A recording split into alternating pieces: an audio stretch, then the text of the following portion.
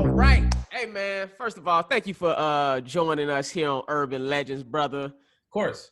So I started this platform, bruh, because I wanted to celebrate people that I felt like are living legends and people that I feel like are making legendary moves out here in these streets. And you somebody who, you know, we've known each other for a while now. I've watched the trajectory. I can't talk. I graduated with a third grade education.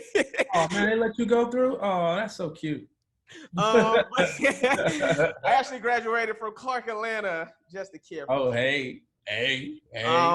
But no, man, you somebody I've watched your trajectory in Hollywood when it comes to the films and the TV shows, and somebody that I just really feel like are doing things the right way out here in Hollywood. So man, that's why I wanted to have you on the platform, brother. Oh man, I appreciate you, bro. Obviously, you know I admire your career. I admire you just as a person, as an individual, man, and obviously we must be doing something right because we always fighting for the same roles. hey, which was bringing me to that was literally my first point that I was finna bring up. I want everyone to know that Lamorne is my Achilles heel when it comes to Hollywood. But for new girl, it was between me and him. He beat me out for the role. And for Barbershop 3, it was between me and him. He beat me out for the role. Salute to you, brother. Salute to you. Man, thank you, bro. But clearly you working. So you know what I'm saying? I'm doing it. Took me a little, but you know what I always have to keep in mind is that you got to Hollywood before me also. Mm-hmm. Yeah. And time and building relationships, that matters so much when it comes to being able to get work, you know? Right. It's like you keep going to the same casting people. Eventually, they're gonna throw you a bone and go, all right. You know. So like, it was so funny about the when they told me about the New Girl audition. They were like, because I thought I had it, and they were like, oh wait, hold on, nigga. Wait a minute, nigga. When I say highly recommended, you came highly recommended from Jonah Hill. I think I want to say or something like Jonah Hill put in a word for me because I'm listening. No, but I was just like, because it wasn't even the Jonah Hill thing. It was your name. When they were like, oh, Justin Hires. And I was like, that's the homie. And I was like, and he's really good. I was sitting there like, because a lot of people that I read against up to that point, I could tell probably weren't necessarily the most fit for the job. Right. But then when they said you were reading for it, I was like, oh, fuck. I was like, oh no. Nah. And then, but what I'm not sure if you knew this. That's good, Lee. That's good. Lee, you go pop it up and pop it down. It's a picture. It don't need to stay there too long. It's his first day working. I'm listening though. But I'm not sure if you knew this, but I when I went in and read against you was my last time reading. I had already had 13 auditions up to that point for the same show. I had already had 13. I had been passed on. They brought me back. I had been read up against you name it. And I was like, okay, I'm not getting this role. And then, okay, I am getting this role. Then I thought I had the role. But they were like, no, this is one guy they really like. And I was like, oh, man. But I think at that point, it's just one of those, like, it could have very well been a bone thrown. They could have just been like, man, he did read 13. They close, you know? Hey, you earned it, brother. And I'm going to tell you how it went for me, which was I was chilling. I was filming 21 Jump Street down in New Orleans with Jonah Hill and Channing Tatum. My agent hit me up about it, or my manager hit me up about it. And I had to put myself on tape. Right. And for whatever reason, they were still looking for people. I don't know why they were still looking for people because they should have just went with you from the get-go. But, but I put myself on tape, and they was like, "Oh my God, we think he's incredible." So just so happened that was the end of me filming 21 Jump Street. So literally, as soon as I landed back in LA, because we were filming at New Orleans, as soon as I landed, they had me go to the audition place like the next day, and I did my audition just with the casting director. She thought I was great. Then she brought me in to read with Zoe and the rest of the cast, right? Yeah. And my reading, I ain't gonna lie to you, I was killing. Yeah. I was right. That's why they brought you back. Hey, I was killing, bro. And I was feeling good about it. And I was like, damn, man. This me talking, I'm like, damn, man. They did tell me you auditioned. They said, like, Lamorne's auditioned like 10 times. And I was like, damn, man. I said, it's going to really suck when I take this dude role because he done audition. That's what I was thinking, bro. I was like, damn, man. I'm thinking he done auditioned 10 times. I said, this going to really suck. But I'm like, hey, he'll be all right. So I'm gonna tell you how they fucked me though. I'm gonna tell you how they played me, bro. When we tested, anybody that don't know, testing is the last audition that you have. That means you get your contract. They show you how much money you gonna be making. Yep. You like, oh shit. So so I'm hyped. Yeah. They told me the showrunner, what's her name? Liz? Was it Liz? Yeah, Liz Merriweather. Mm-hmm. Before I go in, they had told me that she sent the note via email or whatever. Don't do any improv. Just only do the lines. Cause of course, I'm doing improv in the audition. So, I'm killing with the improv, Right. So they like only do the lines. No, only do the lines, no improv. I was like, cool. I go in there first. Yeah. I felt like I had a really solid audition. I was like, oh, I did good. I did good. So then I gotta wait in the waiting room. So then you go in. I'm like, I said, let me listen at the door, see what the fuck he doing. Mm-hmm. So I'm listening at the door. You are destroying. I'm talking about, oh my God. I said, this nigga doing improv. He ain't sticking to the script. Yo, I was like, I'm like, Bro. I know he's saying shit that ain't part of the script right now. Bro, let me tell you something.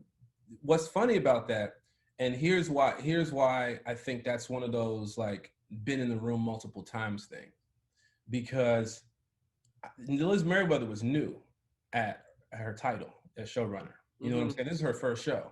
So she hadn't been around too much testing. You know what I'm saying? Now I had tested before, because prior to New Girl, I booked another pilot.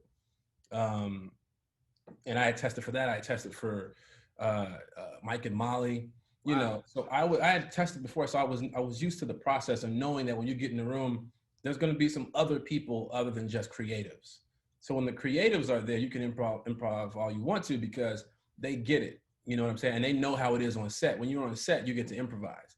But some of the suits, I would say, some of the more the senior executives don't. They just they're reading the script. They want to see what you can do with the script. They don't really know the nuances of improvising. So they probably was just giving you a heads up, like, yo, don't do it in that room. They did the same thing to me. Before I walked in, it was Jake Kasdan though. Jake Kasdan said not to improvise. And Jake Kasdan, he directed Jumanji, all these things. Our EP on New Girl, he said don't improvise. But at that point, I was like, yo, y'all see me stick to the script and y'all see me improvise, right? Y'all seen both. Right. Now what these executives gonna see is whatever I want them to see. Straight up. And if they don't cast me based on the fact that I improvised, then now like y'all didn't want me in the first place. Straight up. You know what I'm saying? Because my character didn't really turn around on New Girl until I started improvising. I got on set and it was, hey, stick to the script. I'm like, all right, cool. Then I started improvising a lot more as the seasons went on, and then my character became a favorite character. You know what I'm saying? So, and it really formed who I was on that show. But when I was in that audition, dude, I walked in the room and I remember that in the back of my head, don't improvise. But I just remember, I'm not sure if you remember when I walked in the room, the door was locked. No, I don't remember that part. I was trying to open the door because the door shut right behind you. You walked out, I was waiting. And then they came out, Lamorne, we're ready for you. And I was like, all right, cool, give me 30 seconds. So I walked around a little loop. Oh, I do remember that. I do remember that. Yep. That's how I do before every read. They said, we're ready for it. I go, cool, give me 20 to 30 seconds. And I just take a little walk and prep myself. And I did that, and the door was locked when I came back to the door. And so I don't know why I did it, but I started kicking the door, and I said, open the motherfucking door. Like, real loud.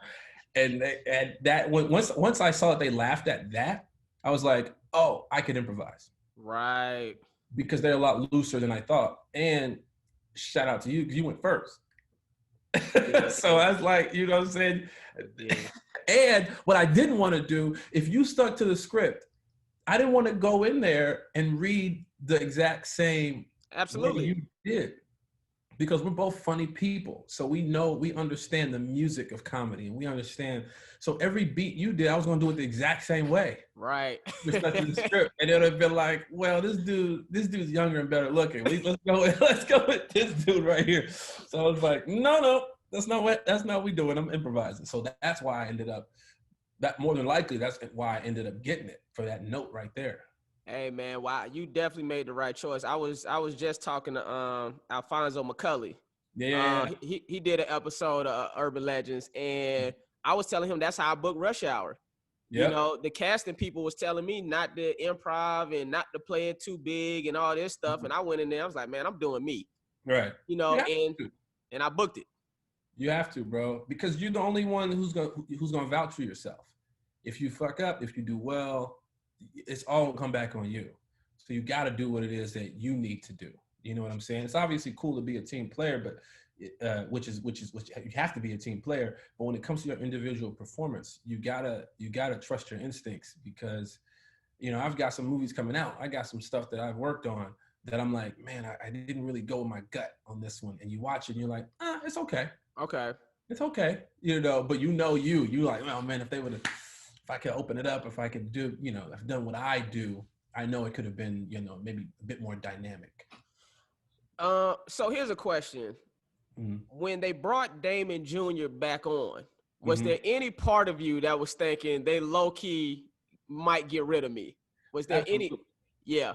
Absolutely. But, the interesting thing about it was that I would talk to like Jake Johnson and like Jay and like Max Greer. They would be like, Lamorne, they're not going to hire a black dude then fire the other black dude. They're like, that's just. I mean, but let me tell you what, it was so rare. The crazy thing at that time period, it was so rare to have two African-American leads on a network show. Yeah. Which was very much so was. Yeah. So I remember when that was like a big deal. Like, what, they have two black guys on a network show? Yeah, man. It was a big deal. And it was interesting because of how it all played out. That Damon had to leave, then I came back in, and he was available because this show didn't, you know what I'm saying? It was a lot of back and forth. It had to work perfectly in order for it to work, and they did a good job. They did a good job of piecing it together and not reshooting the pilot. Because if they would have reshot the pilot, then there'd have been no point in bringing Damon back in other than just we like Damon and bring him in as a new character. Right. So, I'm grateful for that, because he was like one of my favorite people ever to work with. Because that dude is insane. He's a beast, bro. We do stand up together a lot, do the open mics and all of that stuff like that, and we done did shows together. And yeah, man, Damon Jr. is incredible for sure. Absolutely, man. When you did, but also before you also let me say this though. Here was another reason why I thought maybe they was gonna fire me. Every interview that I had to do was always like, so Damon's coming back. Is this the end of Winston? And I'd be like, yo, I would get that question 100 times, and I'd be like, do y'all just not like me? Well, you just never know, man, because you never know what the behind the scenes stuff was going on. You never know what happened with somebody's contract and the contract negotiation. Somebody might be asking for too much. Somebody may be asking for their worth in the network, in the network. Like, no, I don't think so. Right, exactly. See, I get it. That's how that's why I even phrased it the way I did. That's their worth, exactly. Right. So, but when all of that stuff is going on, it's like, well, they're like, well, we'll just go hire somebody. We'll go hire Damon. You know what I'm saying? Exactly. That could have been the case, but nah. You survived. You was like a black dude in a horror movie that made it to the end. It was. Yeah, exactly. Exactly. I was waiting for that finale to get killed though. I was like, don't kill me off somehow. I don't know. I'm gonna get shot job. I don't know what's gonna happen. Every season of MacGyver, I'm sure I'm finna die on the last episode. I'm like, any second now. You got the table reads like, okay, I'm still here. Oh my god. So when you did Barbershop 3, which was the other big role you beat me out for, what was your process? How many auditions? What was your meeting with Malcolm D. Lee, the director? How did that go about? That one was 2 different auditions. and they went about it. It was pretty cool, man, because Malcolm is he's one of the and to me he's one of the greatest directors of all time. The dude, if you got an especially if you got an ensemble together, he's directed some of the most beautiful ensembles that we've seen. You know, Barbershop, The Next Cut being one of them. So when I went in to read, I felt I had a similar comedic energy to him when we would just speak, when we would just You and Malcolm. talk. Yeah, because when I walked in the room, he was very me. You know what I'm saying? Like even the way his delivery and how he speaks and everything, I was like, oh, he's kind of nerdy like me a little bit. You know, like maybe some of my because I have a weird sense of humor sometimes. It depends on the character of like the choice I'm gonna go for. And I was like, maybe Malcolm could understand this type of humor, especially in a movie that's filled with heavy hitters as far as the comedy goes. Absolutely. There's black comedy. Like Cedric the Entertainer, J.B. Smoove, Anthony Anderson, Deion Cole. Like, are you kidding me? That was actually my favorite Barbershop out of all three of them. Yeah, man. A lot of people say it was because of the heart that the movie had, the direction of the film, and the cast of characters, man. Like, we had everything. Nicki Minaj killed it. Common killed it. Like, yeah. These people are known for dropping bars. You know what I'm saying? They came on there and, destroyed it. Obviously, Ice Cube as well and Eve. But, like, I knew that lane of that type of comedy was filled. I knew they had J.B. Smoove and Cedric the Entertainer and Deion Cole about to drop a lot of improv on that style of comedy. So I had the alternative style of comedy that I came in and performed because I knew when I read the script, the character, they thought he could have been gay. They thought he wasn't really from the South Side. They're like, where are you from? Like when he speaks and all that stuff like that. So I was like, oh, I'm gonna hype that up a lot more in as far as delivery. And so in the audition, I just played it real weird in the room, like real left of center, I guess, if and it worked out. Malcolm gravitated. I could hear him laughing, and he's got this weird laugh where he just goes, and I was like, oh man, it must be working. So I got the call back and did it again, and just tried new stuff. So, but Malcolm to this day is like, he always reaches out, checks in on me, makes sure I'm good. Like, I was gonna do another movie. It's a long story with him. Didn't work out. Should have worked out. Night School. Oh man. Yeah, I really want. Which role? Romney role? Romney Mal. I want to say it was Romney Malco's role. I think so, but didn't get it. But I wanted to work with Malcolm again. You know what I'm saying? So he's one of the most incredible directors, man. So have you worked with him before? Not yet, man. He started following me on Instagram after that audition. Yep. That's how far I made it in the process. But but no, I haven't worked with him yet. But I've reached out to him. I write too. I think you know that. Yeah. And so I've definitely reached out to him about trying to direct some of the projects that I'm working on. I have about $12 in my bank account, so I'm sure I can afford them. I got a little TV. You're on the highest paying network of all time. Shout out to CBS. So here's a question that I have for you. Now, I've personally seen you do stand-up, but only like one time. But when I saw you, I was like, this dude can do it if he decided to do it. Like, you were funny. And it's like you said, your comedy was a little off left. You see what I'm saying? Mm-hmm. But I was like, it was a unique perspective that you brought to it. Mm-hmm. Why haven't you ever like really locked in and done stand-up comedy? Whew, man, I have this conversation with myself every day. And it's because I enjoy the process of watching comedy and going to a comedy club and hanging out with comedians like yourself and all these different cats that do it on a regular basis. Just because when I'm in those settings, jokes are being tossed around. And I just really like chilling and tossing jokes around, punching up jokes, adding to people's jokes that they have already, co-signing jokes, you know how that is. And that's just fun for me. But then when you got to sit down and do it like mathematics and you got to put it together, and I see how y'all grind. I see It's a grind. how long it takes to form one solid joke to the point where you can do it in your sleep. And I'm like, that's where I go, these dudes are brilliant. Like that, because I know I know where my comedy comes from, and it's just off the cuff. Now I could go on stage and do that, but also know my success ratio. Like this is real. Like when you're doing improv, you're not gonna always crush it on Right. stage. Like I'm from, Second City, UCB. Like you go on stage, and if you're with the right cats, you can have a hell of an hour show. But if you're not with the right cats, you can go out there, and that's gonna be the longest hour of your life. And you go and Nothing, guys. Nobody no. laughing. So when I watch stand-up, I'm like, man, a lot of my stuff would have to be based on improv, and it's a fear. It really is, and I'm not even afraid to admit that.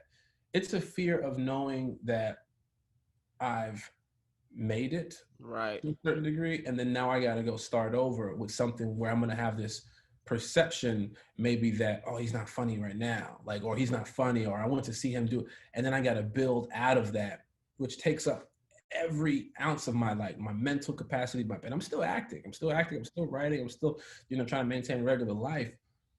That right there would take me on a whole new journey I'm not ready for yet. Because I know me, I would have to stop acting for a while, because I would have to dive in. Yeah.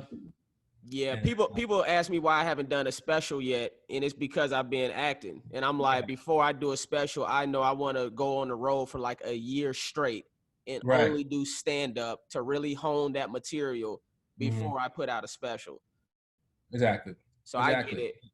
I was on BET for 3 years, and then I remember leaving BET, coming to LA, going completely broke. Like, when I say broke, I mean I used to walk down the streets just in North Hollywood, like I was just taking regular walks, but I was really looking for change on the ground. Wow. And that's how I ate every day.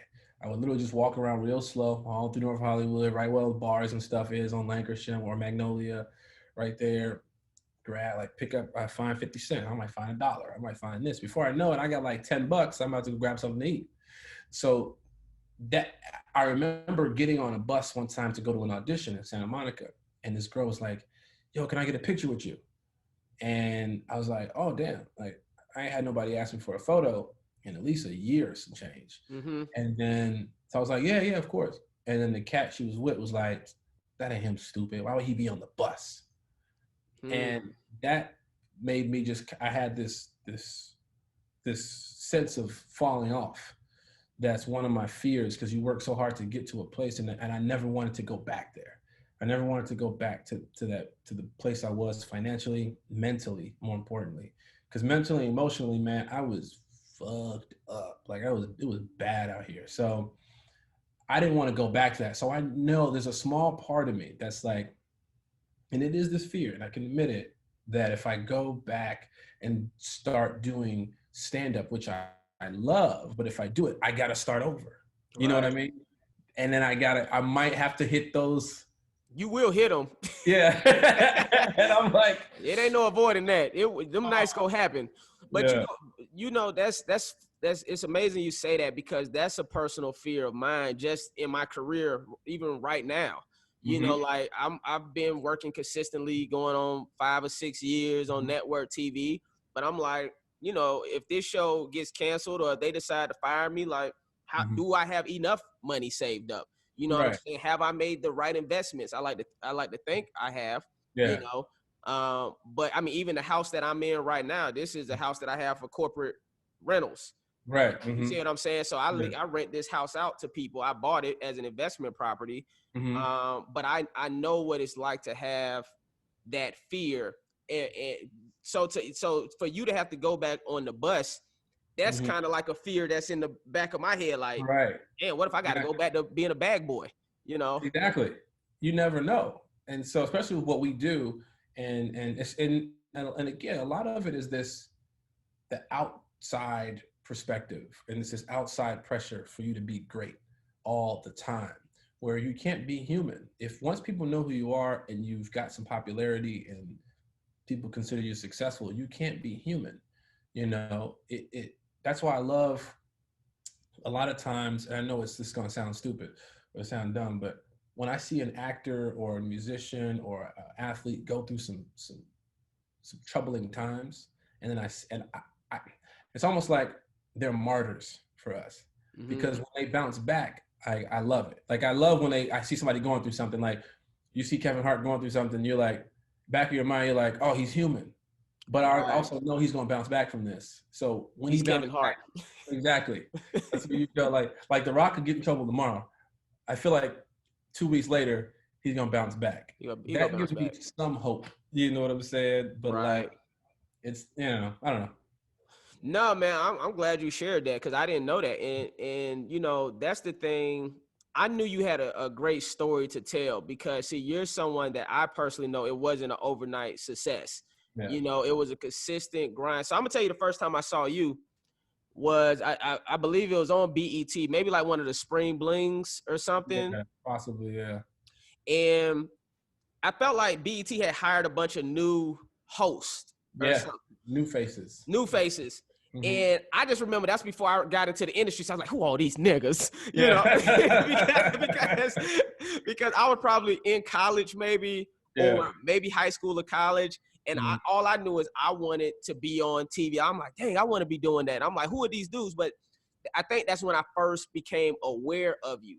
Yeah. So to know, and I'm gonna ask you how you got that, but to know you went from BET to looking for change on the ground, people don't know that, but it should be inspiring to anyone that's going through anything to be like, wow, look what he made it out of, Right. Yeah, man, it was definitely a troubling time for me, but also when I tell people the story, it definitely helps people, because we're all actors and we're all entertainers, and we're all chasing these dreams that are pretty much impossible to get, but when you put that work ethic, and then people have examples of people who've done it. I hear the story of Tyler Perry sleeping in his car for however long. You know what I'm saying? Like, I hear these stories all the time. Robert Downey Jr. sleeping on his friend's couch before, Iron Man. Like, I hear about these stories and I go, wow, I didn't know that before Iron Man he was doing that. Yeah, apparently he borrowed money for a suit, borrowed his friend's car, went and got his hairstyle like Tony Stark, the goatee, did the whole thing while he was sleeping on his boy's couch. Wow. You know what I'm saying? Like, that's amazing. Yeah. So obviously don't quote me on it, but look it up. Like, that, I believe everything you said. I believe 100%. I'm not. Yeah, he called me one day and was like, Lamorne, can I please give you $1 million? And I'm still waiting on it. So let that be true too. Good. They hired me for Iron Man. I said no. Oh, good. Okay. Terrence Howard was like, fuck this. Wise decisions by both of you too. Yeah. But no, I remember for BET, there was Chicago. They had something called the New Faces Search. And at the time, I was doing maybe 2 shows a day at Second City, and I was in class and I was waiting tables at the same time. Okay. And so I was kind of busy, but just with like trying to make $30 for the day waiting tables just so I could pay for like train and bus fare and some food for the day. So that was my grind every day. And I knew it was going to pay off, just because I felt like I was getting better at Second City, and the community of people that I was with were all really funny. So a lot of the cats that, came out of Second City around the time I came out of Second City and Improv Olympic and all these places are all working. They're all, Thomas Middleditch and Stephen Yoon from Walking Dead, and like, wow. TJ Miller was over there. Like, a lot of cats, are doing it. So they had an audition for the New Faces Search at this place. And I just remember walking past and my agent called. And I was like, wait, is it the spot over on Dearborn? They were like, yeah, it's on Dearborn. I said, it's like 5,000 people out here waiting in a line. She's like, oh, no, you're good. Because you have an agent, you don't have to wait in line. You can just walk straight in. So I'm walking past my boys in line. I'm in a comedy group with some of these cats. And I'm like, hey. Mad as hell. Y'all anything call for y'all? Oh, it's all good. I'll be inside. Walk right inside, read. And I remember the read was like real, like, video countdown. Like, yo, coming in at number 10, we got blah, blah, blah. And that's just not who I am. So when I read it, I immediately retreated. I went, whoa, there's no way I could. I was like, this is what the audition is? I definitely don't want this job. But so I made stuff up. I improvised. Which is all I knew how to do at that point. I was better improviser than actor. That's for damn sure. So I just went in and like, I remember it being like Mary J. Blige on the countdown and Mike Jones. Remember Mike Jones would be like, Mike Who? Jones? Exactly. Now you're probably saying for real. Like, who's Mike? No. I heard Mike Jones just got his phone number back. You know, he used to say his phone number in all the songs. 8004. Hit Mike Jones. Man, that dude was nice. He needs to come back out with it. Mike Jones was a beast. I'm gonna try to get him on here. Monster, dog. That dude is dope. But I remember it being on the countdown, and I was like, Mike Jones is coming in at number 5. I guess I gotta say it. Mike Jones who? Mike Jones who? I was like, can we retire this Mike Jones thing now? And I said that, and I was like, Mary J. Blige coming in at number 4 with No More Drama. I was like, when did she ever not have drama though? That's I was funny. like, Mary J. Blige cries more than anybody. So I just kept doing these weird bits. And then I was like, number 3 to number 2 is not really that important. But I was like, number 1.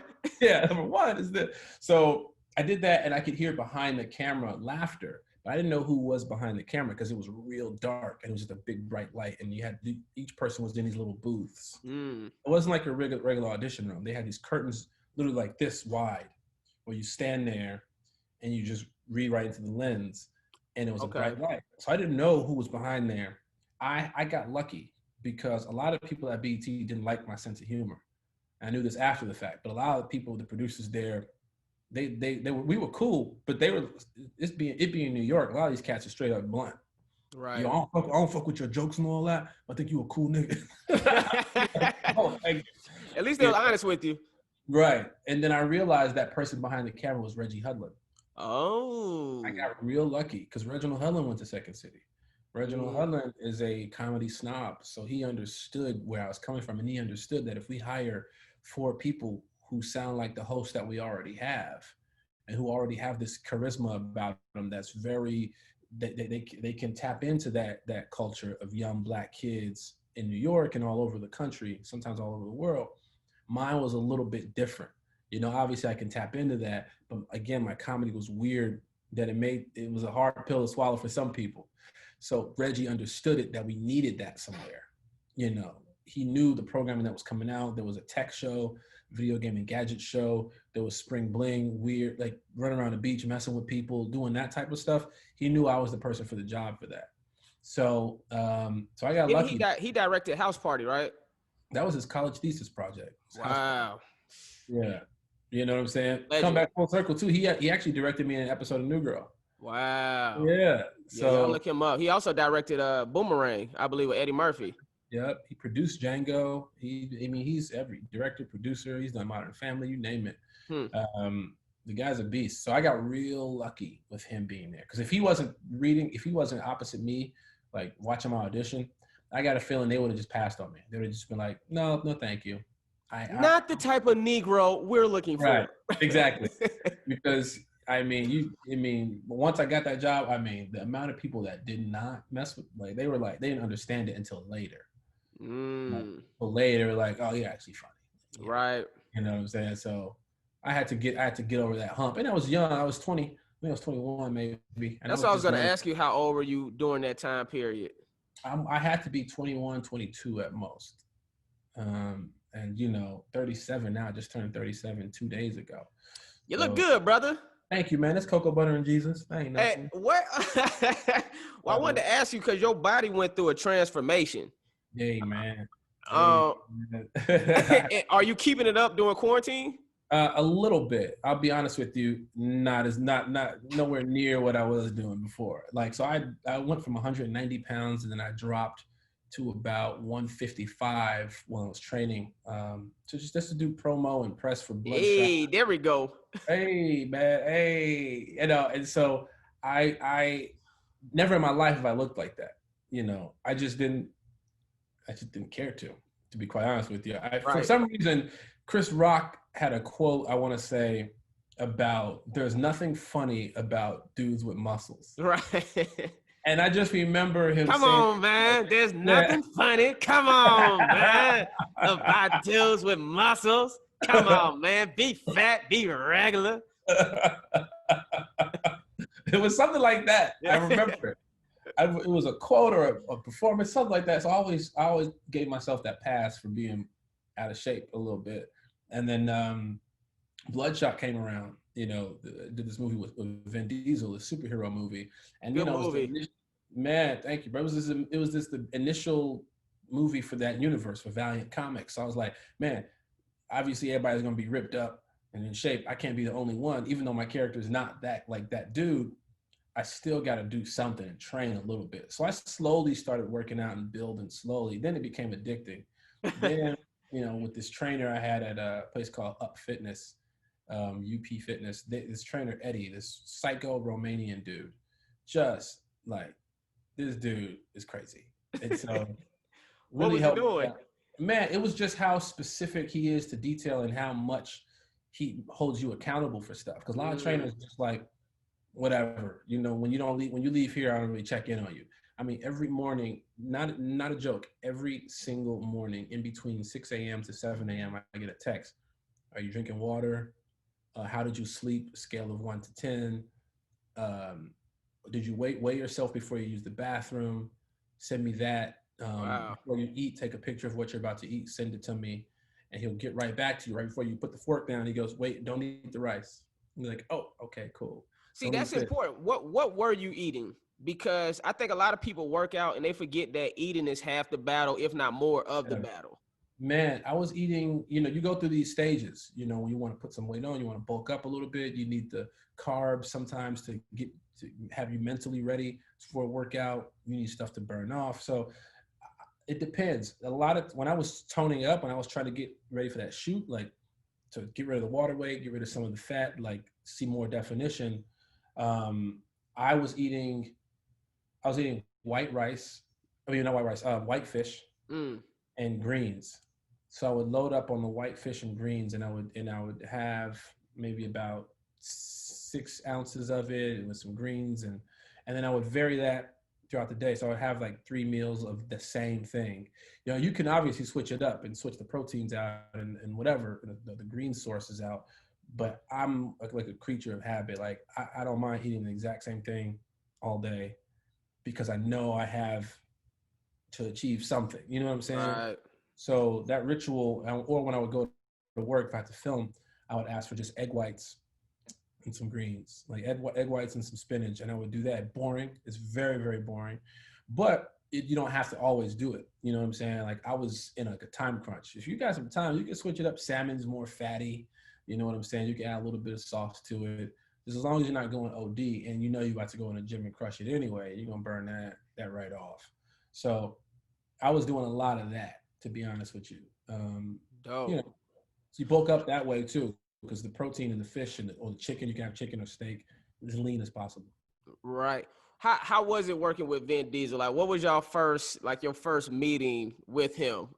Oh, dude. I first met him on the set. Like I had met him once before, but years ago, he didn't remember. It was like at a bar or something like that. But a mutual friend had worked with him, and he didn't remember that. So when we first met on set, it was cool. He was late, which don't help a nervous actor when he's like about to meet one of the biggest stars of all time. Like it don't help when you know what I'm saying. You get there and then you're just like, where he at? Right. And he's got like 3 body doubles. He's got all these stunts and stuff to do. And like, is that him? Yeah, I'm dead ass. Like you're looking over like, is that him? You see some dude in military wear. You're like, is that? No, that's not him. Is that him? No, that's not him. And then you can tell when he shows up because he's a presence.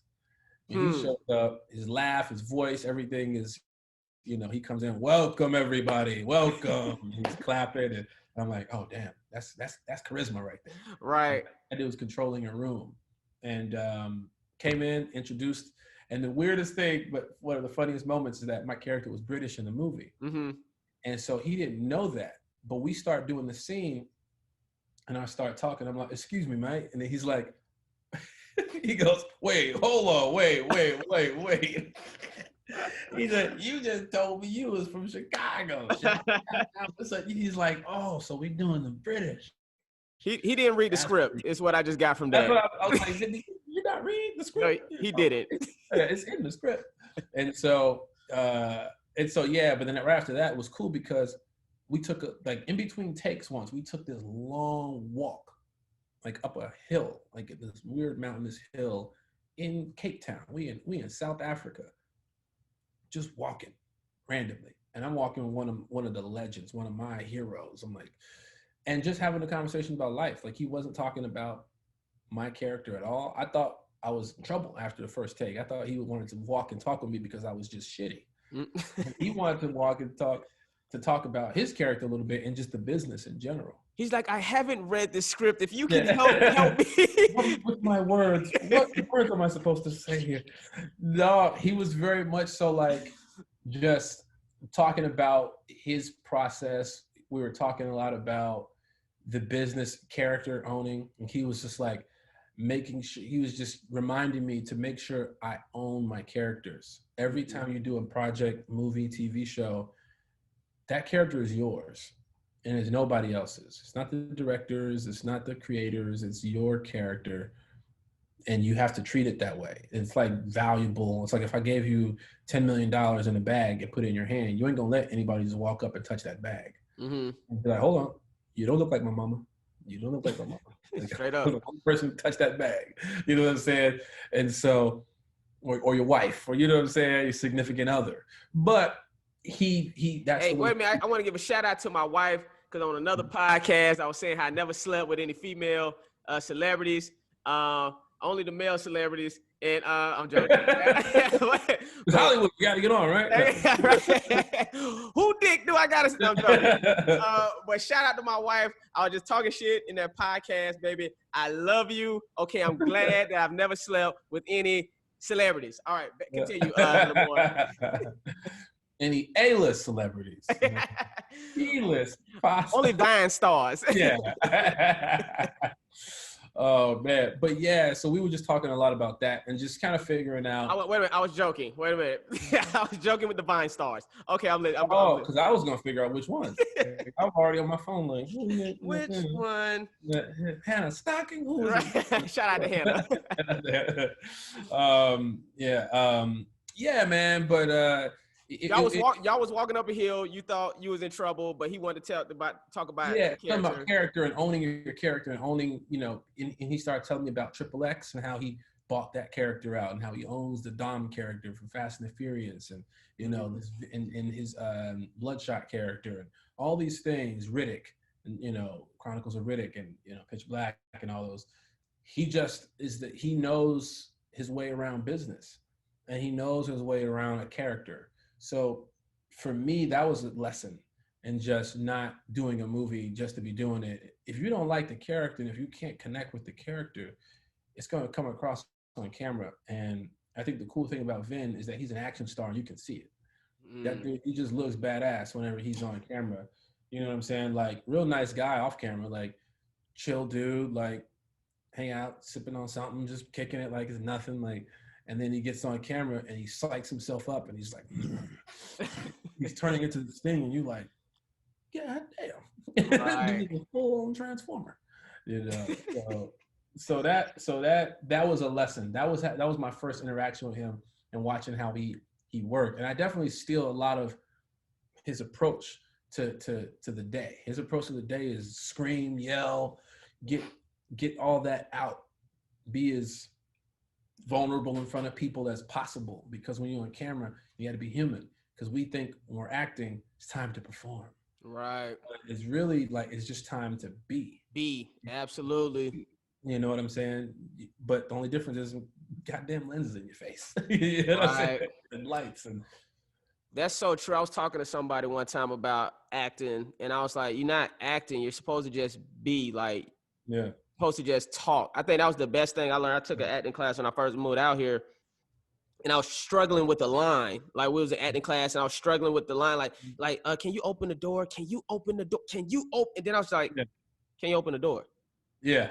You know what I'm saying? Like, just say it. Like, what's all the extra shit you're doing? When you're at home, you're not like, oh, open the door. Right. Like, that's too much. It's too much. Yeah, that was my problem with Vine when I was doing it. I was like, these people are creating. I did Vine too, but I was seeing the problem. I kind of backed off of it was I felt like it was creating bad habits when it came to acting. Bro, it was. Yeah. And when I say that, I mean like anybody wonder like over the top acting. Yeah. Oh no, I would get. I mean, I was lucky because New Girl was supposed to be a little bit over the top, a little bit. Mm-hmm.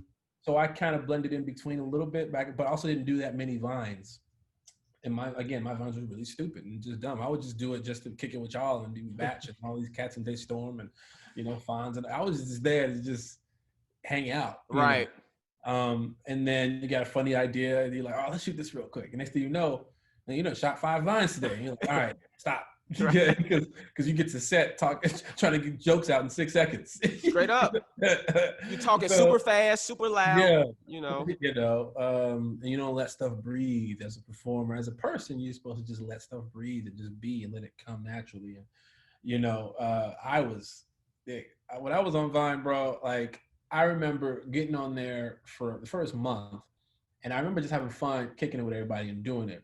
And then seeing the growth that everybody would have and the audiences they would draw. And I remember this was back, I think Batch had only had like 100,000 followers maybe at this point. Wow, so this early. It was early. And the dude ended up with 20 million or something like that. And I remember being at the airport and I was talking to one of the PR people from Fox, and I was on a press tour for the new season. And I told him, I said, man, New Girl has to get a Vine account. New Girl gets a Vine account. Make all the other they made us get Twitter. They verified us on Twitter. They made us get social media accounts to help promote the show. And I was like, y'all might want to get Vine. Promote the show for free. Exactly. I know. That's a whole nother story. Oh, it's included in your pay. Is it though? I don't think it is because there was no social media back when you used to pay actors. So whatever. Exactly. Right. So that's extra work I'm doing. But I told them, I was like, y'all should get yourself a Vine. And then, that would help promote the show for sure. And they were like, Vine, why are you making these videos? Like, it's like you're on a TV show. You're a TV star. You don't need to go back and do that. I was like, I don't look at it as going back. I look at it as an additional body of work. And it's a different part of my brain that I can use because a lot of the cats that are performing on Vine, I think are really funny.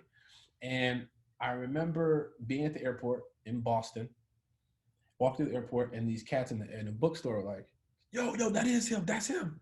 And the publicist was like, told you. He's like, you're a TV star, dude. You're going to get recognized everywhere. I walked inside. I was like, hey, what's up, guys? I was buying something. And they were like, yo, can we get a picture with you? I was like, yeah, of course. And then the publicist goes, hey, where do you guys know him from? And he was like, that's the dude who be in them videos with King Batch, right? You be in the videos with Batch. And I was like, yeah. What? I got a full-on network primetime television show. And y'all talking about Vine. And I'm going to tell you the exact reversal. Let me tell you how stupid I was at the time. Mm-hmm. 2014, I'm featuring for Afion Crockett on the road. We in Foot Locker. Mm-hmm. We in Foot Locker. Some dudes come up. Oh, man, they came up to me. Oh, it's that Afion. Then I was like, oh, snap, you on Vine. They was talking to me now. Oh, shit, we know you from Vine. And I was like, man, I done been in goddamn 21 streets. I done been on MTV. I don't want to be known for a fucking Vine star. And I fucking stopped doing Vine. I was like, fuck out of here. I didn't work this goddamn hard to be known for Vine. Instead of realizing comedy evolves, these platforms evolves, it's just another way to promote yourself. It's another way to get out an artistic expression. And I should have kept going on Vine. And I had the complete opposite thinking. Absolutely. And because you know what it turned into? It turned into the later our show would go on, we were still like the top show. But as Vine got more and more popular, they would ask me to ask Batch if he could make New Girl videos. And Batch was so cool with it. He was like, all right, cool. He would come to set and just make some videos. Oh, that's dope. Show. You know what I'm saying? But like now you gonna have to pay that dude 6 figures to show up. Straight up. You know what I'm saying? We're gonna start at 6 figures before you want him like. Yeah, he became a real life millionaire off of Vine. Exactly. So to me, it was one of those like, man, just pay attention. If something new pops up, if it's fun, if you enjoy doing it, do it, man. Because that Vine life was a fun time. Always meeting up at spots and just making weird videos and like as your job. Like you felt like you didn't waste your day. Straight up. Yeah. This what I'm talking about, that in different artistic expressions. You put out a mixtape or album, the Lamorne After Pill. And first of all, great name.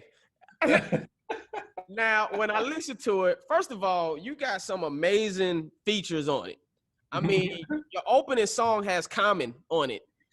And when I first heard it, I was like, I said, he took like an old audio clip of Common. That's what I'm thinking going into it. And then I was like, no. Common is spitting a verse. He's going back and forth with Lamorne. Like, no, he really did this for this project.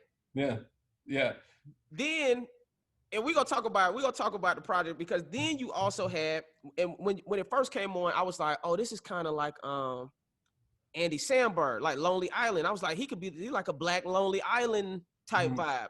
And then you had Andy Samberg on the project. And I'm like, this is a real deal project that he put together.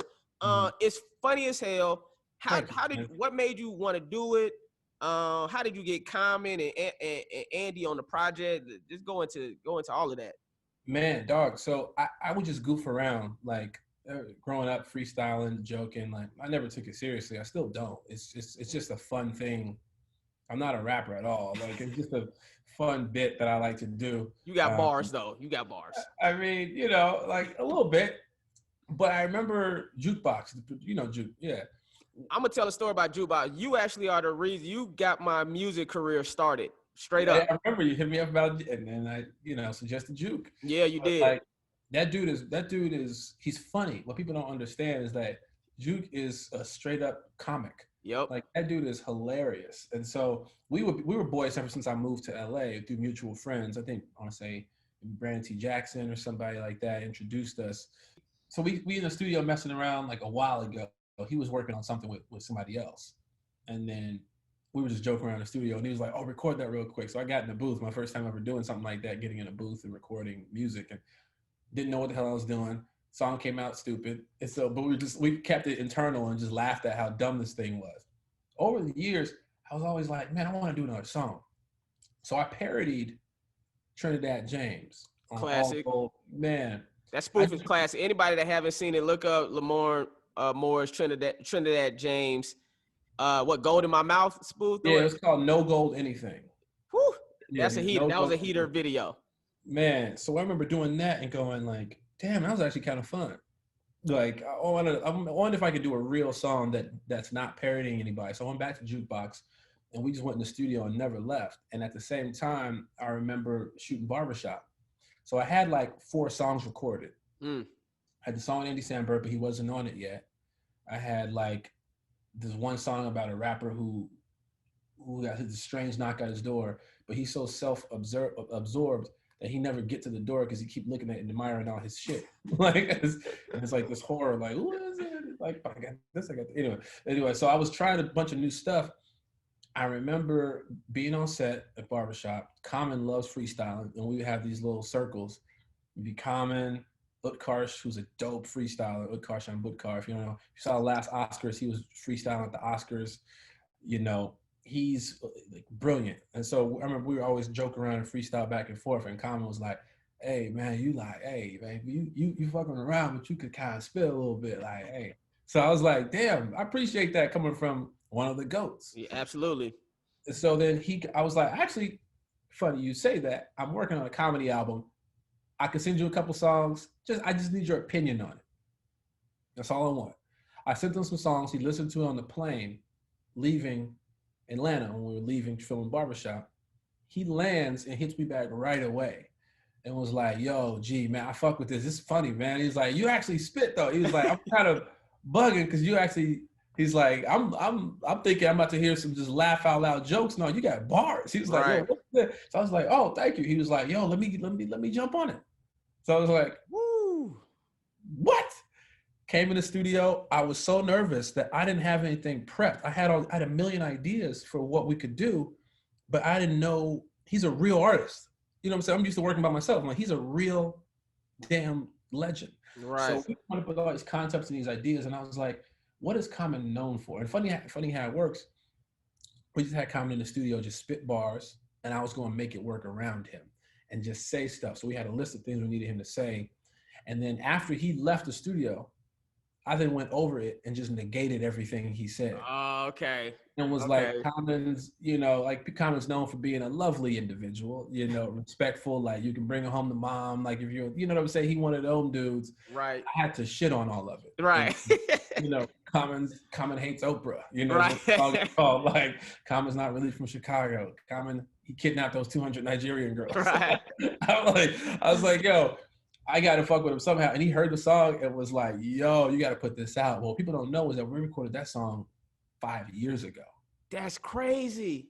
Like most of my album was recorded so long ago, and this goes back to what we're talking about with stand-up. I didn't know if I should put it out. I was like, people laughing at it. I play it, people fuck with it, but I didn't know if I should put it out. I was like, now this is what I was thinking. Were you concerned about putting it out because of the content? Were you afraid that the cancel culture might not see it as jokes and be like, no, you can't say that? 100%. I mean, if you listen to this album, I say some raunchy, disgusting things. In a joking manner, everyone. Yeah, but it's character based because what people don't understand, the reason I put this album out, not only because it was fun to do and just mess around in the studio, but a lot of it is the idea. It's almost like this, and I'll say this and then I'll backtrack a little bit. They want a nigga, so I'm gonna give them one. They want a nigga, I'm gonna give them a nigga. Right. This idea, I used to get called white boy all the time. Like, oh, you speak like a white boy. Nicki Minaj said that to me one time. I love her. Did she? Yeah, she was like, you sound like a white boy when you talk. And that was just her way of flirting with you, though. Yeah, she used to always try to get at me. You know? I was like, nah, not today. I'm not in the mood. She couldn't fathom that mentally. She wasn't prepared for the rejection here and in here in her heart. Hey, man. Nikki, if you're listening to this, you're watching this, I'm sorry it didn't work out between us. That's on me. I wasn't emotionally stable. You know what I'm saying? But she, God bless her soul. She Not a Nicki Minaj. Oh man, she's the GOAT. Mm-hmm. She's one of my favorites. But she said that to me, and I thought, and I just laughed at it because it was like, a lot of times what cats think, not saying this is what she was thinking, but I've heard this straight up from other people, like when they think of black, they think of, oh, you got to sound a certain way, that's it. You got to sound like, people confuse black and nigga and all this stuff, and they think you're supposed to be just like they heard in the rap video. Oh, I heard, Migos sound like this, so ain't that how black people sound? When a white person tell you sound white, then you know it's a problem. And I was like, you got this all confused. Because that happened to me, a white cat once said that. Like, that I'm whiter than, they blacker than me. Oh, yeah. I'm blacker than you, and that's two things. That's one, you about to get your head knocked off. Right. That's what you don't say to a black dude. Like, two, I was like, was he touching your hair while he was saying that? And asking me to help him spin a basketball on his fingers too. Oh, wow. Look at you. I'm blacker than you. Listen to 90s hip hop. Listen to Wu-Tang specifically. Yeah. But that idea that we're all supposed to sound like one person, I just thought that was disrespectful. And so it always had this idea like, oh, they want a nigga, I'm gonna give them a nigga. So I did the album as partly as a way to go, to poke fun of hip hop in certain fashions and certain degrees. Mm-hmm. You know what I'm saying? To go, oh, this is what y'all think I should sound like? I actually had an interlude that I used, but I got rid of it. Like this, it was a song called "They Want a Nigga." I'm gonna give him one. Nigga, I'm gonna give him one. You thought that was the one that went too far? That was I was like, this is a lot. This ain't gonna make the cut. I'm not comfortable with it. Right. I was like, I'm going to myself. Like, nigga, no, you shouldn't have done this. Right. And that's what comedy is, man. For some reason in the world, man, they don't realize, like, comedians, you have to sometimes cross the line to know where the line is at. Right. You see what I'm saying? And then you're like, okay, I tried it. That was too much. Let me reel it back and keep it in the right zone where I need to be at. Exactly. That's why I love Chappelle so much, man. He's like the GOAT. He is the GOAT for me. He is the GOAT. Like, he is the absolute GOAT. Man, the absolute GOAT. I got a chance to spend a little bit of time with him down in Ohio recently. I was gonna ask you about that. Go. I need you to talk about that. I need you to. Man, bro, let me tell you something. What he's doing in Ohio, I'm not sure if it's his special he's working on, but he's got this whole setup there with so much. What he's creating is like the new venue for cats to perform at, to do music at, to do all that. It's this massive thing that he's doing there. I went down there, a mutual friend, Radio Raheem, invited me. This guy, he's like boxing commentator and one of the dopest individuals you will ever meet. one of the smartest guys you'll ever meet. So it's no shock that him and Chappelle are like boys. You know what I'm saying? Like, so occasionally we'd be in LA. I'd be with those cats. We'd go to a comedy club. I watch them perform, and I watch Chappelle, watch Marlon would jump on stage, and we'd all just be kicking it. And I'm just learning from these guys. Just again, like we talked about before, I'm just a fan of it. And so we'd hang out all the time. When I went to Ohio, it was Dave, it was Michelle Wolf, you know what I'm saying? It was Ashley Laird, O'Donnell Rawlings. Yeah, right. He's a beast. Yeah, it was a lot of Common, Erykah Badu. It was a lot of people. We have a picture of it too, I think. But I'm listening. Yeah, I'm talking. You name it, Quest, Talib Kweli. Like it was like, yo, these are legends, and I'm just here. IDK. I'm just there chilling and just kicking it, like watching. And it became a lesson to me. It became like a lesson in, like. There we go. Yeah, man. Yeah, that's Raheem with the Friday shirt on right there. I own that same shirt. Oh yeah. Yeah. Yeah, Trauma. Right The there. Smokey and Debo. Yeah. Yep. Yeah. This was one. It looks like I'm grabbing my nuts in this photo. I'm not. I don't know why. I think when you posing, I just moved my hand, and it was automatic because Donnell Rollins got way too close to me. Even though I got like bubble. I like how Lee is slowly making it bigger. You're growing. I appreciate you doing that, Lee, to make it bigger, actually. Oh man, like I looked at that photo and I was like, why am I grabbing my nuts? I did notice that too when I saw the picture. I was like, he grabbing his nuts, but whatever. I was like, that's not an okay occasion. So I apologize to everyone who was offended by it. But no, watching Chappelle go on stage, watching Donnell Rawlings go on stage and unapologetically say whatever the fuck they wanted to say. When I say unapologetically, I mean this is a socially distanced crowd of like 500 to 600 people. Ooh, it's 500 to 600 people out there? Man, and they're legit sitting spread out because you got a social distance. So it's like a wide, it feels like 10,000 people. You know what I'm saying? Is it on his property or is it somewhere else? It's on some property he owns. Ooh. So it's got to be his property. You know, it's not where he lives, but it's I feel like he owns that whole damn city. You know, I feel like he owned the whole thing. But wow. You go there and it starts to rain a little bit, but people didn't care. They was out there just, like enjoying the set. Like the craziest, wildest jokes that you and I couldn't say. Right. Without having to go, but this is a joke and I'm so sorry. And everything I was playing, I have a trans brother. Right, exactly. Gay, my wife's gay. Or, right. My uncle's white. You know what I'm saying? I have an Asian son. Like all this explanation, Dave just goes on stage and just says whatever. Right. You know what I'm saying? Having that artistic license is a beautiful thing. That's why he's the GOAT to me, because he's endearing, he's very intelligent, and what he's saying is coming from a comedic place, and a lot of it's coming from a true place that he believes, and no one, I don't think people hold offense to it anymore. I think people are like slowly getting back into like, okay, comedy is an outlet. We can at least go to a comedy club and hear. It's the last place of like freedom of speech. It should be. I mean, it shouldn't be. I mean, you should just have freedom of speech. And people will be like, well, you have freedom of speech, but then the repercussions that come with it.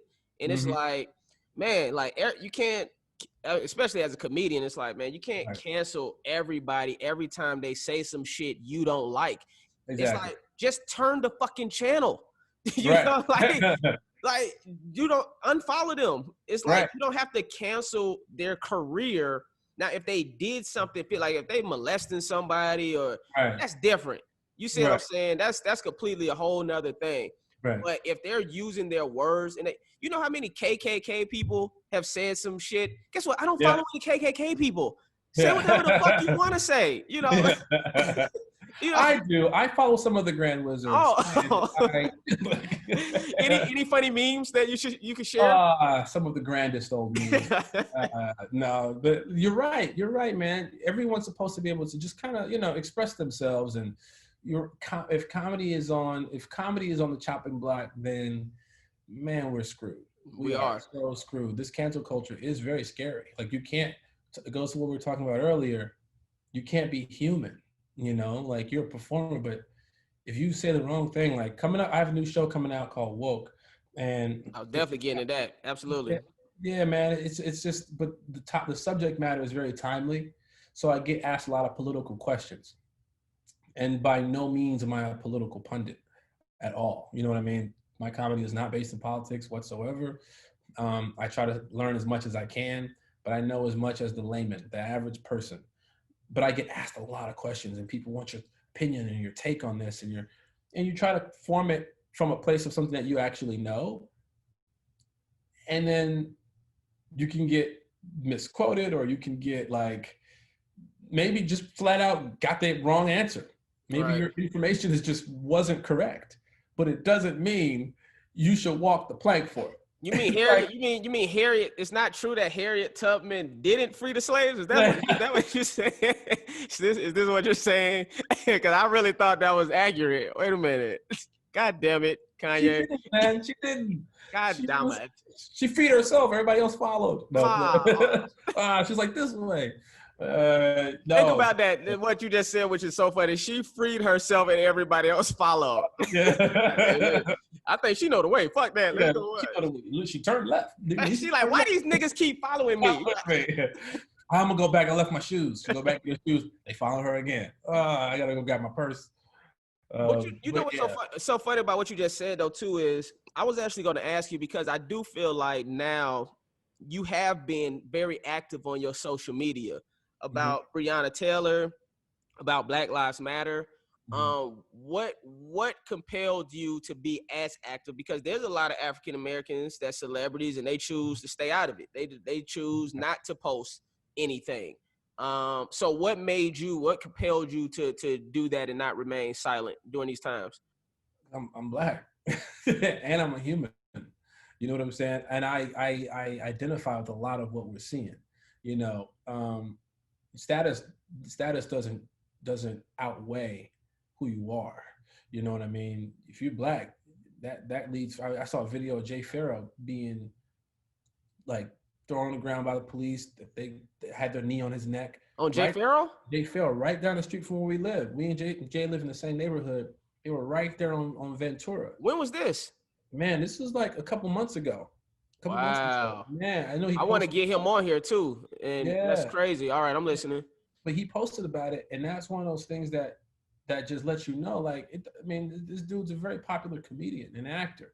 You know, he's on one of the biggest comedic shows that our world has ever seen in Saturday Night Live. He's one of the faces of it, and you treat him still like he's like obviously he's not a threat. You know what I'm saying? Right. But it's still one of those things where it's like anybody can get it. Now, was he doing an impersonation of a police officer? That would be funny. He reenacted every character. He just Eddie Murphy'd it. Right. Nutty Professor just played. Yo, that would have had me die. Yeah. I didn't know that happened, but for me, it's like how it is for you. You know what I'm saying? Like it's the same way.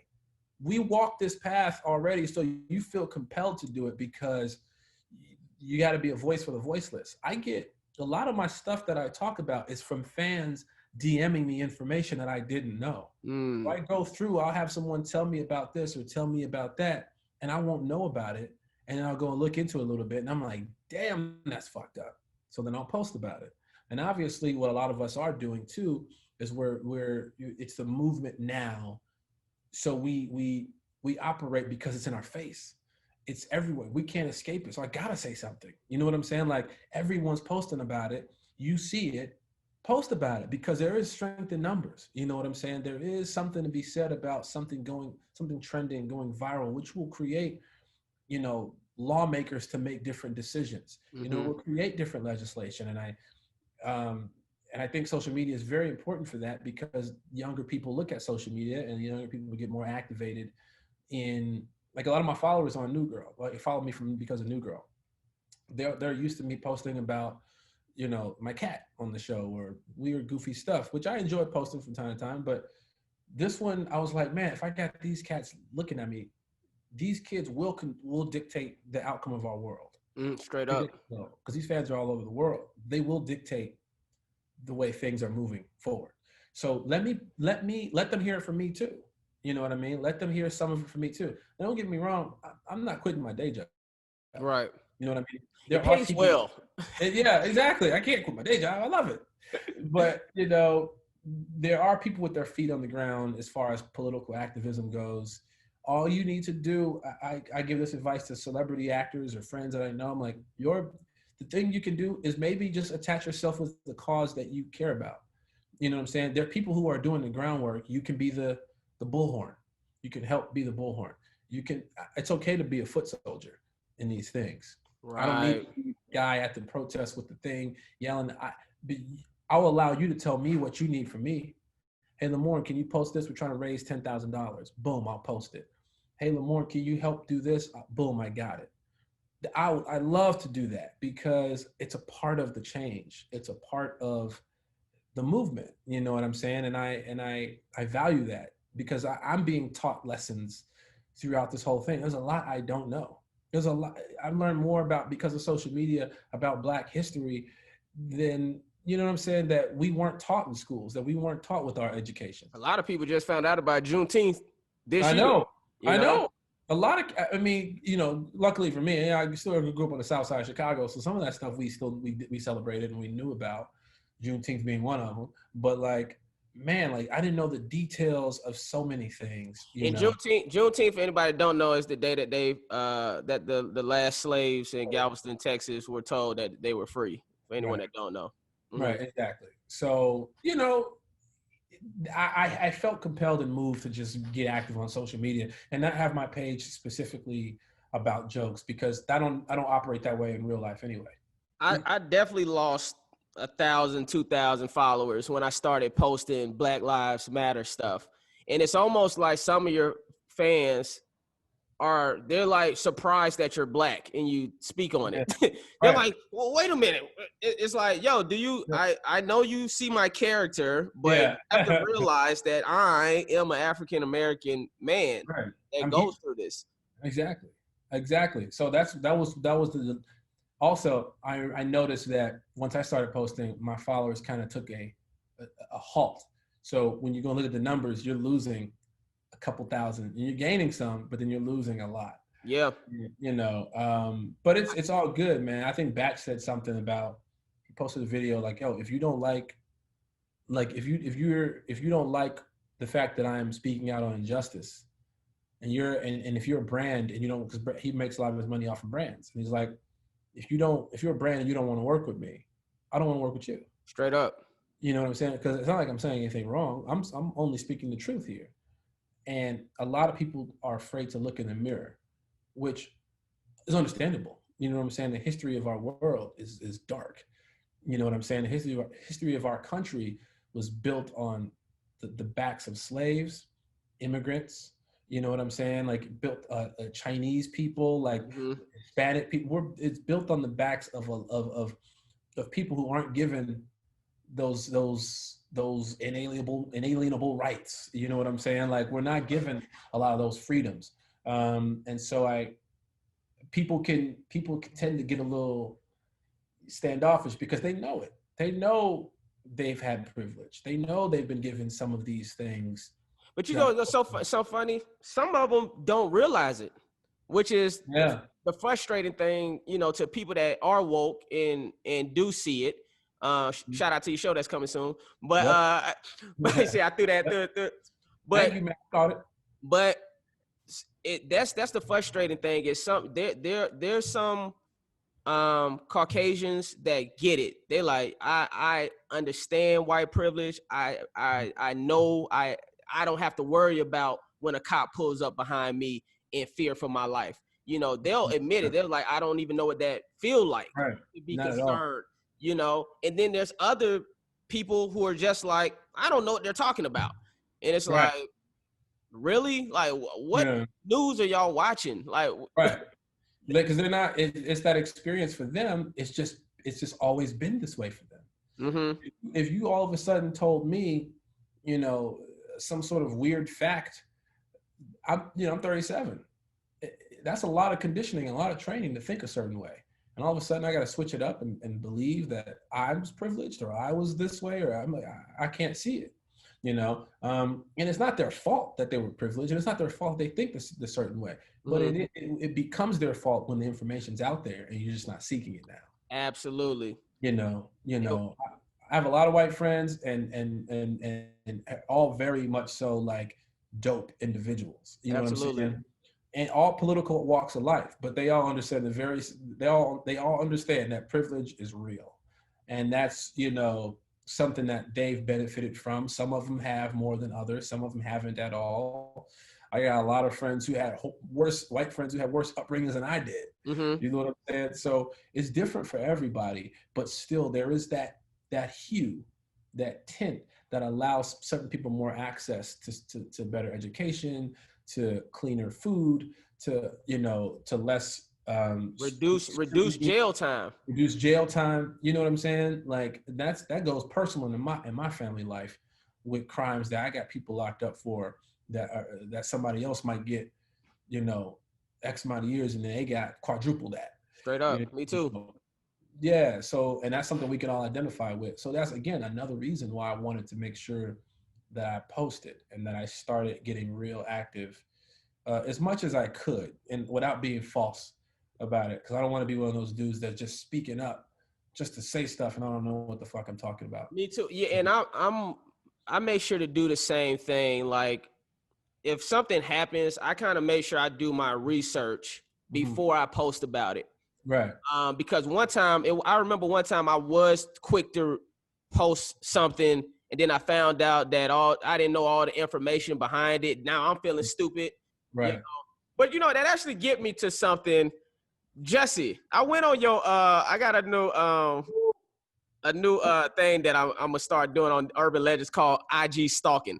So I went on your IG and I went down and I saw you still had up a picture of Jussie Smollett. That's the one who said that he got beat up and people put a noose around his neck in Chicago. It was like 2:00 in the morning or something in the wintertime. And he said that's what happened. They called him a porch monkey and a jigaboo. I don't know if those are the exact words, but it was in that. Jesse, now.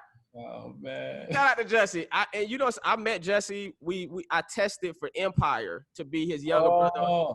Yeah. So, anyways, that's when I met Jesse. So he's a very nice dude. When it comes to speaking up too soon, do you believe him because it's still on your Instagram page? I took my shit down immediately. But look, I put it like this. He hasn't, so that was the homie. You know, okay. So we had spent a little bit of time together. We vacation batch would do these charity trips to Jamaica, and that's how I met him. And it became cool. We became, you know, cool dude.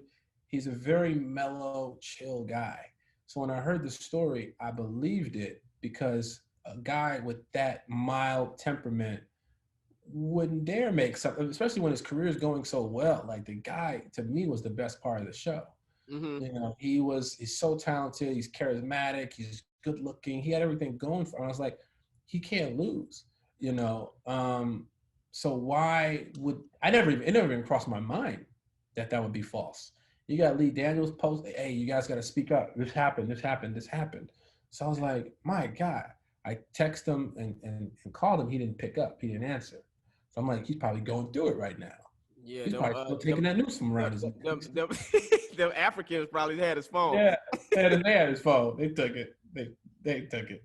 But you know, it's white Africans too. You know what I'm saying? South Africa. South Africa. But I'm not sure if this is going to be a hot take or not, but I still believe him. Okay. You know, the reason why I didn't take it down is because he hasn't personally called me and told me he lied. Right. Did he ever call you back? Y'all ever talked after that? No. I have yet to receive a text message or a response to the, are you okay, bro? I hope all is well. Do you think he may be dodging you because he don't want to admit to you that he made this shit up for whatever reason? listen, I'm gonna die on this hill. Okay. He is innocent, and we still got to find those perpetrators who did this to him. We found them. They were black actors. And they were paid to do whatever the hell he asked them to do. Look, perception is everything, right? If you told me, again, I don't know what's going on in his life and his personal life and what was going on with the show and all this stuff and conspiracies that came out about this. He wanted money. He wanted, all this stuff. I don't follow that. But perception is everything. Chappelle said something on Inside the Actors Studio. He was telling a story about Martin Lawrence. And he was like, this guy works his butt off, does all like had a medical issue or something like that. And then Dave was like, yo, sorry to hear what happened to you. How'd it go? Like, how you feeling? And he was like, man, that's the best sleep I got in my life. You know what I mean? After all this trauma, that's all he could take away from his dad. At least I got some sleep finally. Mm-hmm. Like, he ain't a weak guy. That's a strong guy. And to have a career like Martin Lawrence, you gotta be a strong individual. And he was like, what would make a guy that strong run down the street waving a gun saying they're trying to kill me? What would make somebody like Dave Chappelle, who's on your show, and again, you don't have weak people on your show, what would make Dave Chappelle up and leave and go to Africa? He goes, the worst thing you can do is call somebody crazy. It's dismissive. Maybe the environment that we work in is sick. So when I see something like that with Jesse, our environment is so, what we do, bro, is so sick at times. If you don't know who you are, if you don't establish, that's why you see a lot of child actors going through issues, because they're young and they're dealing with the pressures of grown people, and they're having to navigate this world, dealing with all the BS that comes with being in the business somehow and the pressures of it. This is a grown person's business, and you got kids that are trying to deal with it and manage with weird parents that are trying to take their money and do all this stuff. And you know what I'm saying? So imagine that's the business we're in. And then they struggle coming up. So when you imagine somebody like Jesse, he was a child actor. I'm sure he had a great childhood, but I'm just saying, like, all these things that the pressures of being in Hollywood sometimes can get the best of you. So I'm not saying he's guilty. I'm not saying he's innocent. All I'm saying is that man didn't call me and tell me personally that these two Africans, like, you know what I'm saying? Like, I didn't get that call, so I'm not gonna be one of those. Ain't nobody get that call.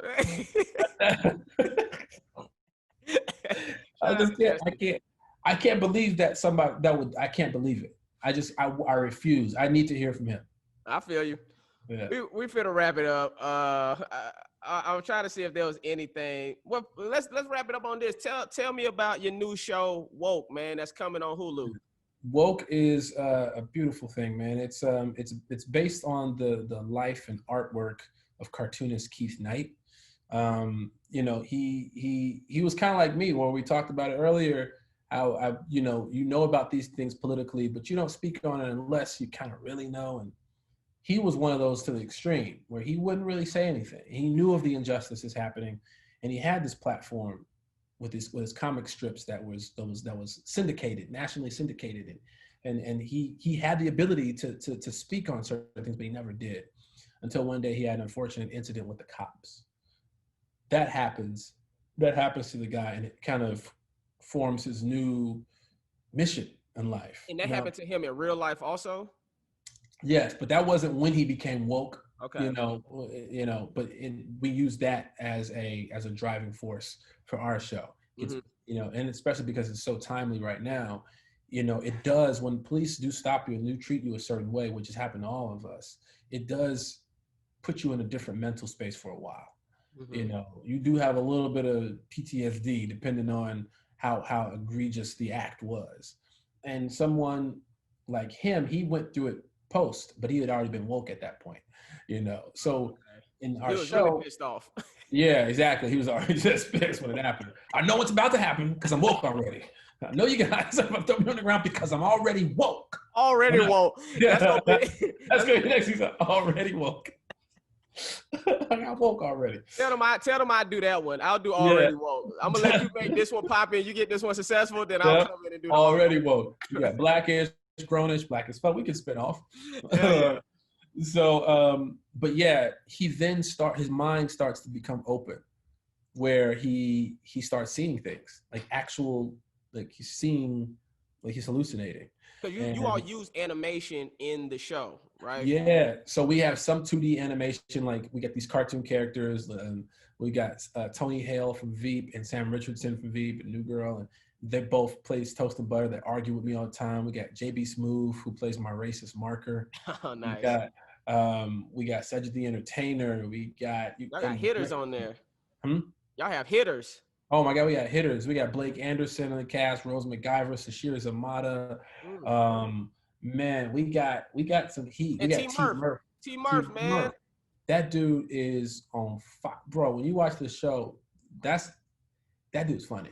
He is. That dude is funny dude, man. And so, and it was fun watching him grow too, because he never really acted before. Right. I remember when he first got to LA, man. I remember first seeing he would pop up and kind of leave, and then I seen him when he when he moved to LA. Yeah. So I'm so happy for that dude, man. I'm gonna have him on here real soon, I'm sure. Oh yeah. That dude is brilliant, man. And I think after the show, he's gonna really take off, because you would never know this is his first big acting job. Wow. Because he bring it. He for sure brings it on the show. And he did anybody want to look up his work? He did a Kevin Hart half-hour special, I believe, for Comedy Central. I think one of those Next Level that Kevin Hart produced.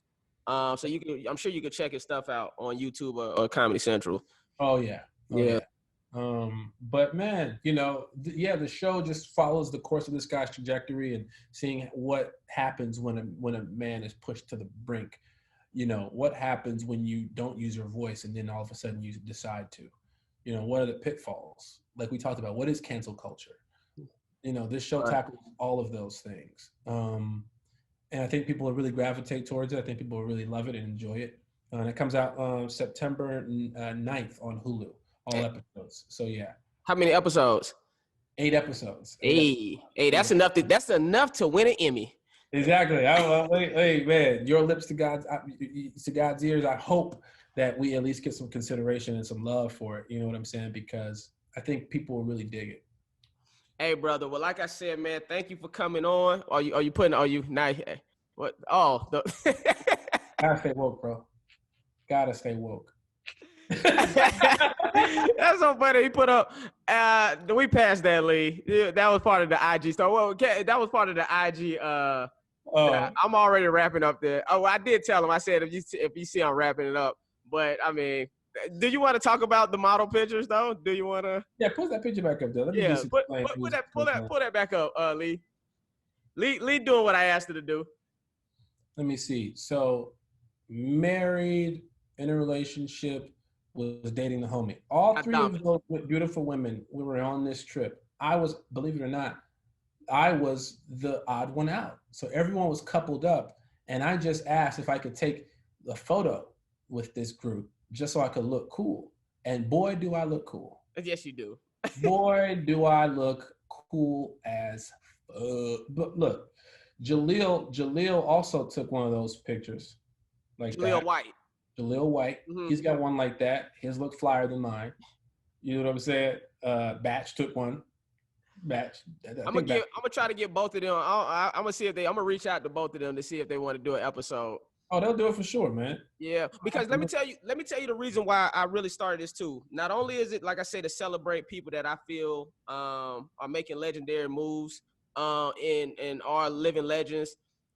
I also wanted to create a platform because I personally know you can't always get on Ellen every time. You can't always get on the late night shows every time.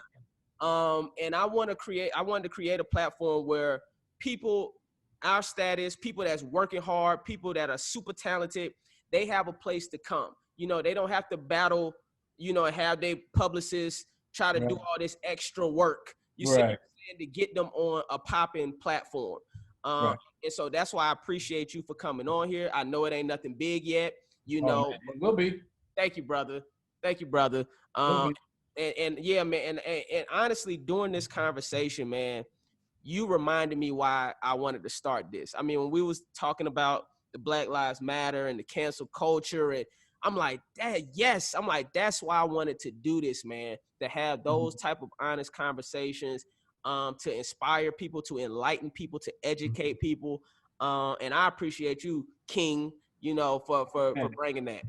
Thank you, bro. Man, I appreciate you as well. Obviously, somebody as successful as you, helping out, doing the things that you're doing, putting this together, because this right here could be one of those things, like we talked about. This could spark something, because I just think, especially you have a connection with these people already, right? You know? And I think it could be huge, man. Not just for you, but for performers and entertainers, man. So shout out to you.